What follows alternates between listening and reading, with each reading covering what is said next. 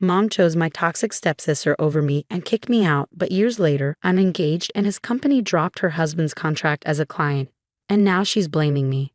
I'm a 26-year-old woman engaged to my fiancé, Jeff, who's also 26. We met on a dating app 4 years ago and have been together ever since. Jeff is my soulmate, the one person who has never disappointed me. My life hasn't been easy. My parents split up when I was only 2 years old, and my dad never really bothered with me afterward. While he did pay child support, he never showed much interest in being a part of my life.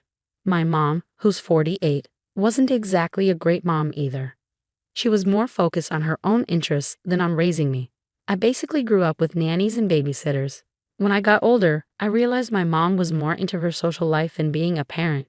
She was a freelance artist and made enough money, thanks to child support, to not worry about me much. Honestly, I think if it wasn't for the money, she would have kicked me out long ago. She never seemed attached to me and mostly just waited for me to grow up and leave her alone. When I was about 13, my mom started dating Matt, who was 50. He had a daughter my age named Jess. When they first came over, my mom stressed how important it was for me to behave well. It struck me because she'd never cared about that with my previous boyfriends. Normally, she just let me know guests were coming, and I'd hide in my room until they left. But this time, I sensed my mom was serious about this guy, Matt. Otherwise, she wouldn't have bothered about my behavior. It made me realize she wouldn't have even noticed me if she wasn't into him. When I first met Matt and Jess, they seemed nice, and the introduction went smoothly. Little did I know what was coming next. Matt started coming over more often, and it felt like they were practically moving in together. It didn't bother me much as long as they left me alone. I was fine with it. They became a regular presence, with Jess visiting occasionally as she split her time between her mom's and our place. At first, they either treated me okay or just ignored me, which suited me fine since I wasn't too fond of any of them. I didn't care much about my mom, so caring about people connected to her was hard. All I wanted was some peace and quiet, which I had for a while. Then they decided to move in together permanently. I wouldn't have minded, but my mom said I had to share my room with my stepsister now. I refused. That room was mine, always had been, and it was the only place I felt at peace. In that house, I had my own little corner, and I wasn't about to give up my freedom by sharing my room with someone I barely knew. When I told my mom I wasn't going to share, we had a huge argument. She threatened to kick me out if I didn't obey. I was only 14, but I knew my rights. I felt like I had to stand my ground because my mom wasn't exactly trustworthy. Plus, it just made sense. I knew she couldn't kick me out until I was an adult without getting in trouble. So I called her bluff and told her she couldn't do it. She was frustrated but had to give in and let me keep my room. Instead, she decided to transform the basement into Jess's room. It wasn't as nice as mine, but my mom worked hard to make it comfortable. When she was finished, it looked just as good as any other room in the house. So I didn't see why it was such a big deal. But that's when Jess started disliking me. I think it had something to do with my mom announcing to everyone during the house tour that Jess had to live in the basement because I wasn't willing to share my room. I couldn't understand why she'd make such a public announcement. I still can't figure out why she did it. Maybe she wanted to make me feel guilty by announcing it in front of Jess. But it just made me uncomfortable. Or perhaps she enjoys drama and wanted Jess to know I refused to share my room, which caused tension between us because Jess didn't seem like the type to let things slide. My mom's prediction was right. Jess didn't let it go, and from that day on, she treated me like the enemy. Even though she spent half the month with her mom, the days she was with us were unbearable. She was constantly mean to me and made hurtful remarks right to my face. Let me paint a picture of the things she would say. Once, she suggested that my dad left my mom because of me, and then she laughed as if it were a joke. She'd also poke fun at my looks, especially because I was a bit chubby back then. At school, she had a group of mean girls, and she never missed a chance to join in on bullying me with them. Before, she and her friends would just ignore me, and I preferred that. We were never friends, but that was better than being enemies. What hurt the most was that I hadn't even done anything to her. She was just upset that I didn't want to share my room with her. It seemed like such a silly reason for her to hate me so much and make my life miserable. My room was my sanctuary, especially with a mom like mine. Who could blame me for wanting my own space? Besides, if any of them had bothered to get to know me, I might have considered sharing. But she was a stranger, and I wasn't comfortable sacrificing my privacy for her. I never complained to my mom or Matt because they knew and didn't care. They turned a blind eye to my struggles because I wasn't important to them. So I had to endure it and let her walk all over me. I try to stand up for myself sometimes, but it only made things worse. Our parents would intervene, and I'd end up getting grounded because, well, they favored her. She'd cry a bit and get away with it, but I couldn't fake tears like her, and I wasn't that manipulative. So I'd be the one punished while she got off easy, and I had to deal with it. Growing up there was awful, and I despised my life. When I was finally kicked out around my 18th birthday, I felt more relieved than anything else. I had endured my family's chaos for years, and it only got worse over time. Jess remained a nightmare to deal with, and our parents blindly supported her, no matter what. Over 4 years, she turned our entire high school year against me, and I was left with only a few friends who still talked to me. Everyone else despised me just because she did, and that was reason enough. It took a toll on my mental health, and I struggled in every aspect. I gained a lot of weight from binge eating, which worsened my appearance. I was overweight, battling acne, and my hair was a mess. On top of that, my grades were suffering, so not only did I look bad, but I also seemed unintelligent to everyone else. I had nothing going for me and hit rock bottom. Home life wasn't any better with Jess and my parents. My mom became increasingly unbearable, constantly comparing me to Jess, despite knowing she made my life worse. Things were bad before my mom married Matt and they moved in together, but they weren't this bad. It was disheartening that my mother didn't care about me before, but after she married Matt, things went from bad to worse. She went from being indifferent to actively making me feel terrible about myself. It felt like I was living with mean girls at home too. It was clear to me that Jess was the daughter my mother truly wanted, and I was just dealt the wrong cards.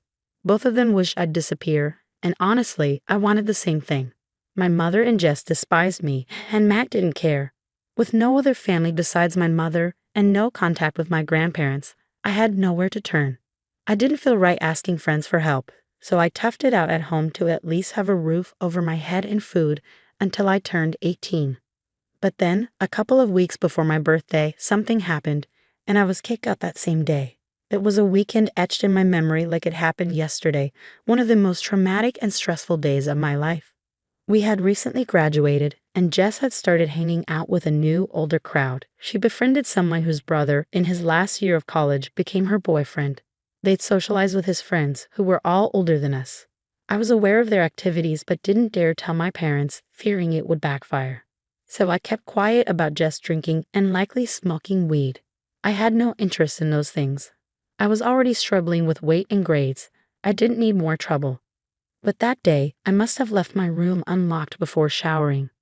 Suddenly, I heard banging on the bathroom door, and my mother was screaming at me to come out immediately.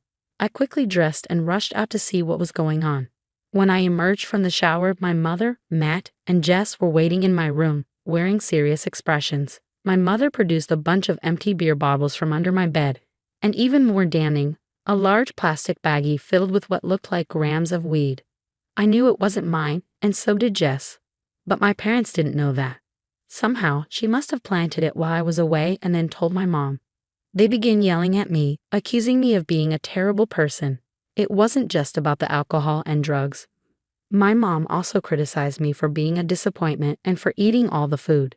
She called me a waste, convinced I'd never amount to anything and would just keep living with them, wasting their money. I repeatedly tried to explain that none of it was mine, and I didn't know how it ended up in my room, but she wouldn't believe me. She got furious when I suggested Jess might have planted it to frame me. She yelled that I was always jealous of her and would never be as good at anything, which is why I was trying to shift the blame. I was in tears, but she didn't seem to care and kept yelling. Eventually, she stopped and told me I had to leave. I was baffled and asked her where I was supposed to go. She said she didn't care as long as I left because she was fed up with me. When I insisted I wasn't leaving, she threatened to call the cops and warned that at almost 18, they'd take drug charges seriously. She didn't want an addict in her house draining her resources. She said I had to fend for myself now because she was done pretending to be a happy family with someone who didn't deserve it. I begged her not to kick me out, knowing I had nowhere else to go and no money of my own. But she remained unmoved. She gave me until the end of the day to leave, or she'd call the police herself. I was stunned by her heartlessness, and even more so by the fact that neither Matt nor Jess objected. They acted like everything was normal. After a lot of tears and pleading, I reluctantly started packing my things. Between facing drug charges and living on the streets, I preferred the latter. By evening, I was finished packing. As I left the house, nobody said goodbye, and I didn't look back either. I spent a couple of hours at the park, but it got too cold, so I decided to go to a friend's place for the night, hoping they'd let me stay. I went to my best friend Amy's house and asked if I could stay for a few days. She already knew about my parents, so I didn't have to explain much. I shared the events of the day with her, and she was shocked. She suggested her parents could help if I let them. I'd always kept the way my parents treated me secret. Even from Amy's parents, unsure if anyone would believe me. I felt uncomfortable sharing such personal details of my life with others. That day, Amy insisted I tell her parents everything, and they were just as appalled as she was. They called my mother, trying to reason with her, but she was rude and unyielding. Realizing they couldn't change her mind, they did something incredibly kind. They offered to let me live with them for as long as I needed, promising their full support. They were well off, so money wasn't an issue, and Amy was willing to share her room with me because she cared about me. I spent the next few years living with them, attending community college since it was the only place I could get into with my grades. I worked and saved money to find my own place, but Amy's parents never pressured me to leave. They made sure I felt comfortable and supported. About 3 years ago, I finally saved enough to move out. I was proud of myself and deeply grateful to Amy and her parents. I couldn't have done it without them. Even on the day I moved out, Amy's parents helped me settle into my new place and assured me I was always welcome back to visit or even live with them again. It was a turning point in my life. By then, I had shed a lot of weight, improved my health, and felt much better overall. I was also earning enough to support myself and had spent a good amount of time working on myself. I decided to start dating because I eventually wanted to get married and needed to start looking. Before Jeff, I had met a few guys, but things never progressed far. When I met Jeff, everything clicked. I realized he was the one meant for me. He was funny, cute, and seemed genuinely interested in me. When we started dating, I didn't know he was wealthy or set to inherit his family's chain of restaurants. I just liked him for who he was. It was only after a few months that he shared his family background, and I learned about his future inheritance. Some might assume that learning about his wealth could alter things for me, but honestly, he remained the same person I knew all along. Knowing about his background didn't change my feelings, and I loved him just as deeply as before. After about a year of dating, we decided to move in together, and he introduced me to his family a few months prior. I got along well with everyone, and they all liked me. Everything seemed perfect, so when he proposed recently, saying yes was an easy decision. We've been engaged for 2 months now, and everything's been going wonderfully. Then, about 2 weeks ago, I received an email from Jess. We hadn't spoken in almost 8 years, and I hadn't heard from my family since I was kicked out. I was puzzled as to why she'd reach out now, especially to make amends. Enough time had passed, and neither of us seemed interested in fixing things. So when I read her email apologizing for everything and admitting she'd been awful, I was really confused. She confessed to orchestrating everything in my room because she simply loathed me for no apparent reason. It was baffling why she would confess to it years later, and I sensed something wasn't right about the situation. The timing was suspicious, especially since I had just gotten engaged, and she likely knew about it from social media or word of mouth. Given that we attended the same high school, I decided to investigate further. After some digging, I discovered that Jess's husband owned the business that supplied plastic containers for takeaway orders to Jeff's restaurants. It was relatively easy for me to gather this information by creating a fake profile and stalking her online. Her husband's bio mentioned his line of work, which aligned with what I already knew about Jeff's business plans. I immediately informed Jeff about the connection. In the past few years, I've made a conscious effort to distance myself from my old life, avoiding following any family members online and asking friends not to update me on their news. So I had no idea that Jess had gotten married until I discovered her husband's connection to our business dealings. Upon learning this, Jeff and I decided to terminate our contract with him. The costs were high, and more significantly, I couldn't bring myself to engage with Jess again, even on a professional level. Jeff also mentioned that the quality of the products from Jess's husband had deteriorated over time, and they were already considering switching suppliers. So last week, a few days after I received that email from Jess, Jeff held a meeting with her husband and ended their contract. However, Jess seems to believe that I orchestrated this to seek revenge on her. She's been accusing me of this through emails and social media posts, despite our lack of contact for almost a decade. While I might harbor some resentment, it's not the driving force behind her husband losing our contract. A few days ago, she posted on social media stating that many clients had been dropping them lately, and this was the final blow. However, she insisted that our decision was fueled solely by spite and labeled it highly unprofessional. She even tagged our Facebook page, creating quite a messy situation. While I can't deny there was a personal aspect to our decision, she also mentioned in her post that she and her husband had been losing clients consistently. While I feel somewhat remorseful, especially considering her struggles, I believe our decision was based on both personal and professional factors. I feel a bit guilty for influencing my fiancé to sever ties with my estranged stepsister's husband, Aita. Update: Jeff consulted with his dad's lawyers, who agree that our actions were justified. We've decided to pursue legal action against them, demanding the removal of their defamatory posts and pressing charges. The truth is, the products we were receiving were overpriced and subpar, so naturally, we sought better options elsewhere. It's purely coincidental that I'm married to the owner of that business. Instead of improving their services, she chose to tarnish our reputation on social media. It's absurd that I even felt sympathy for her given everything she put me through. Your support has helped me see things clearly, so thank you all for your comments and encouragement. Update 2. Jeff and his father initiated a defamation lawsuit against Jess and her husband a few days ago. We're scheduled to meet with a court-appointed mediator soon. Meanwhile, my mother has once again taken it upon herself to defend her stepdaughter. It feels like a high school drama, but thankfully, I can ignore them now without worrying about my living situation.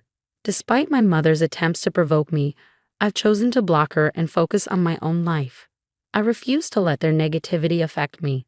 I'm engaged to the man of my dreams, and I'm about to start a new chapter in my life. I have no room for them or their drama. Update 3. Quick update for you all. We won the defamation lawsuit thanks to the relentless efforts of my father-in-law's lawyers. They were able to swiftly resolve the matter, holding Jess and her husband accountable for their actions. Hopefully, this will prompt them to prioritize their business and meet their clients' expectations. With the legal battle behind us, Jeff and I can now shift our focus entirely to planning our wedding. I'm beyond excited to marry Jeff, my soulmate. I've waited so long to find someone like him, and now that I have, I'm holding on tight.